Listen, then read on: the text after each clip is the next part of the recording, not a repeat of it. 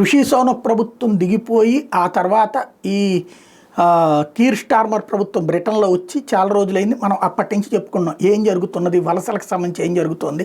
క్రమంగా చొరబాటుదారులు చివరికి అది పాకిస్తాన్ లాగా మారిపోతుంది. చొరబాటుదారులు ఎవరైతే ఉంటారో వాళ్ళు పాకిస్తాన్ వాళ్ళు జాగ్రత్తగా తీసుకొచ్చుకుంటున్నారు, వాళ్ళని మెయింటైన్ చేస్తున్నారు.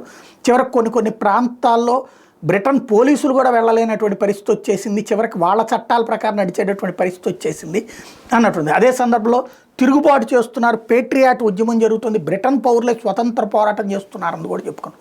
ఇప్పుడు ట్రంప్ ఇంపాక్ట్ బ్రిటన్ మీద పడింది. ట్రంప్ వచ్చిన తర్వాత కీర్ స్టార్మర్ ఆలోచనలో మార్పు వచ్చింది.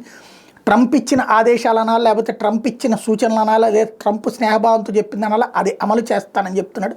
బ్రిటన్లో కూడా వలసదారుల్ని అవతలకు పంపించేస్తానంటున్నాడు, అక్రమ వలసల్ని నియంత్రిస్తానంటున్నాడు. తద్వారా అమెరికా తరహాలో బ్రిటన్ ముందుకు వెళ్ళే అవకాశం కనబడుతుంది.